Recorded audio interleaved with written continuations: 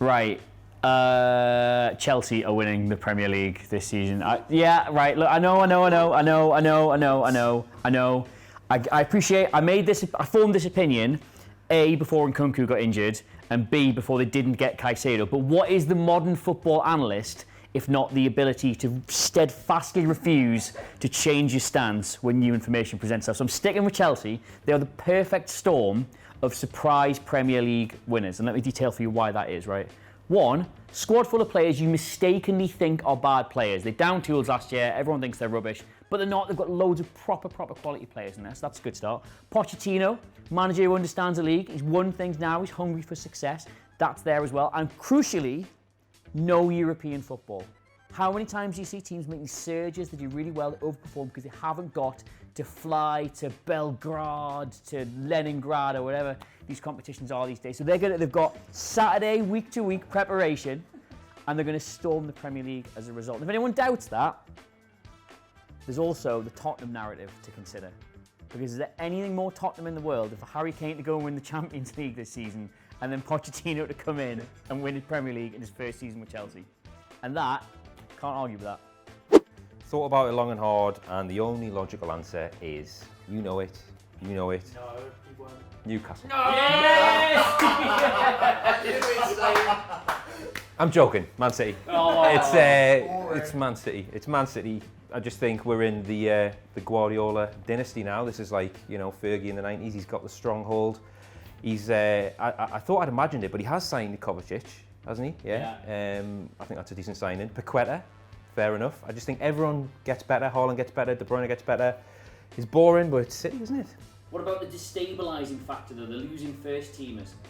Who's gone? Well, Gundogan's gone, and so far that's it. Yeah. The rest of them want to leave. Mahrez is gone. Someone will step up. I just think they're miles ahead, boringly ahead of everyone else. It is boring. I wish it wasn't City. I wish it was Newcastle. But maybe in a couple of years, I think there could be the development of a really good rivalry between Newcastle and Man City. But not quite this year. Maybe next year. I am backing Arsenal to finish what they almost did last year. I think they've made massive improvements, Declan Rice being the key one. I think if you look at the past, some of the teams, when Man United signed RVP, for instance, gave them that massive boost, proven Premier League quality. Liverpool getting Van Dijk from a slightly lower down team, came in, changed everything, and I think Declan Rice could be the man to push Arsenal just over the edge this season. I think they've got all the ingredients apart from that. Obviously Saka playing superbly, Martinelli had a brilliant season. I'm backing him to go one further again this year, score even more goals. And I think the Havertz signing was very good as well, because they've lost Gabriel Jesus for the start of the season.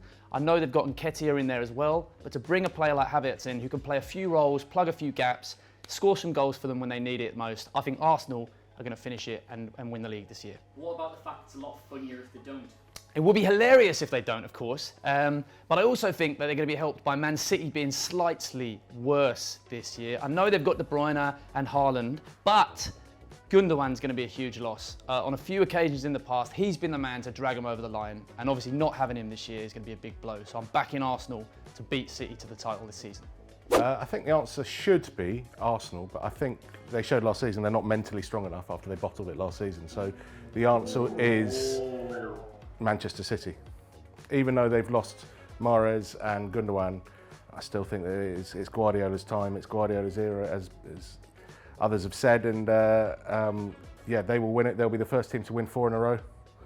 And it should be Arsenal because they've strengthened and they've signed Declan Rice, who's a great signing, but I think it'll come down to mental strength in that title push, and Man City have got that, and they've got the know-how of how to go and do it. Can you make any case for them bottling it this year? Not really, no.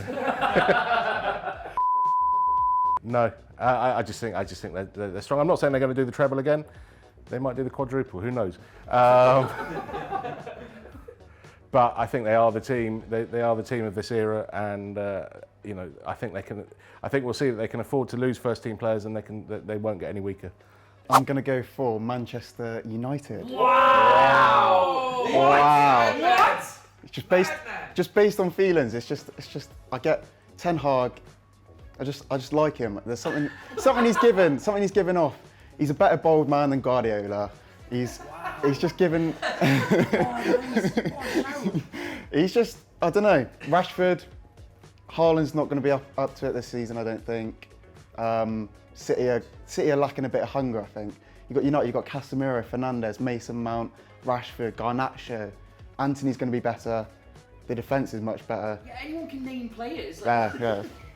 It's just a feeling. It's just a vibe. What about losing Maguire? Well, this is the thing. He's Ten Hag's got rid of the deadwood now. De Gea's gone, Maguire's gone, McTominay might be going, Fred might be going. It's his team that he's made now, and I just like it. You're starting to convince me, actually. Yeah. I just like it. I don't know what it is. I just like them. They're really nice. Plus, it's boring to say City, innit? So. It is boring to say. Man City even more not easily again. than last year. Not again. They got 89 points last year. I think they'll get more this time. They also started slowly last year, but that was partly because there's the World Cup, the Champions League was condensed, the group stage was condensed into a very short period of time. It's not like that this year. There's less reasons for City to start as slowly as they did last year. Arsenal are also in the Champions League this year, as they weren't last year.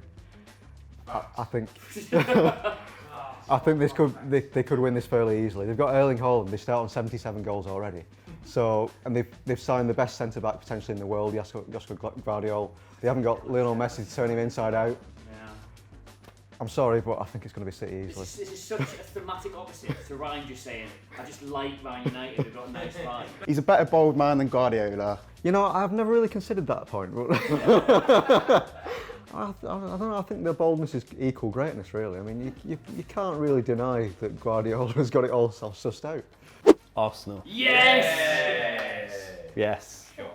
Arsenal winning the league next season by good 6-7 points, I reckon, by the end. Yeah. 96 to 90, I think it'll be. Yeah. Yeah. Yeah. Any thoughts behind that? Any really recent? Any thoughts? I just think Arsenal have got probably the best squad in the league at the moment. What? Yeah. What? Yeah. No, You just. hit your head. Well, apart from Haaland and De Bruyne, maybe. Yeah. I think Arsenal probably got the better players in most positions than most teams. I think. Well, you get points for Declan Rice winning you points. So. That's maths. I think Arsenal perhaps have the best midfield in the league in Odegaard, Rice, and Havertz, maybe. We'll see. Yeah, I think the best defender in the league is probably Saliba at the moment. Two very This is PR. This is ridiculous. two very good goalkeepers now as well. Complete protest at that, yeah. Yeah, Bukayo Saka as well. Not even mentioned Bukayo Saka. So He's good. yeah, he's good.